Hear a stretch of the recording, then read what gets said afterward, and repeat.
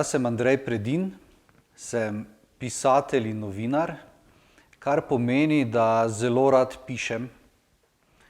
Sicer, kadar pišem na roko, tega nihče ne zna prebrati, vključno z mano, tako da sem zelo vesel, da obstajajo računalniki, ki potem pomagajo, da tudi drugi preberejo stvari, ki sem jih napisal. Rodil sem se, tako pravijo, v Mariboru, jaz se tega ne spominjam. Živim pa na planetu Žemlja in ker se očitno zelo dobro spoznam na planete, bi rad predstavil svojo zadnjo knjigo Vesoljčki. To je knjiga, ki se dogaja v vesolju, zaradi tega, ker je zame že od malega vesolje najboljša stvar na svetu.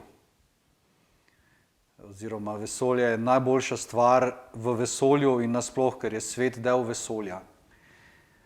Tako da sem komaj čakal, da bom enkrat lahko tudi sam napisal knjigo o vesolju in sem napisal knjigo o vesolju, ki je točno takšna knjiga o vesolju, kot bi jo sam rad bral, ko sem bil še otrok. In kot vidite, ta knjiga ima tudi krasne ilustracije. Te ilustracije pa naredil moj brat Rok.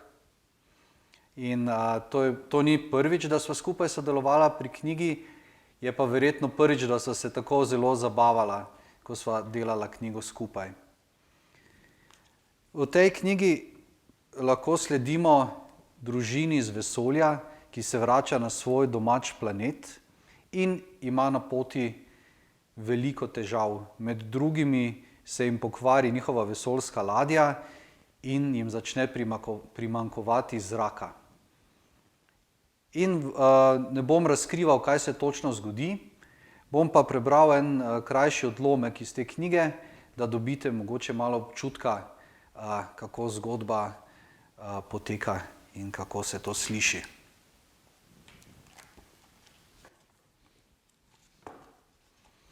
Nihče me ne mara. Najprej me je nahrulila mamica in me pregnala iz pilotske kabine, nato se je name jezil še očka in me nagnal iz strojnice. Robotek sočutno zapiska in ga objame za nogo.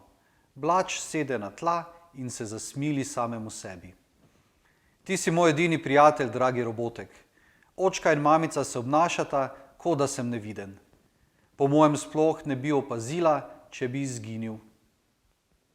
V tistem se na ladji vklopijo sirene, računalnik v naglici pove, da so zašli v vesoljsko nevihto. Luči v sobi začnejo utripati, nato ugasnejo. In začne se zelo napeta pustolovščina. Drugače, poleg pisanja poskušam tudi najrazličnejše stvari. Imam doma en raziskovalni laboratorij in trenutno poskušam v njem razviti vodo v prahu. Se mi zdi, da bi bila voda v prahu zelo praktična zadeva, sploh za tiste, ki radi potujemo in gremo na pustolovščine. Za konec bi še dodal, da Vesoljčki ni edina knjiga, ki sem jo napisal.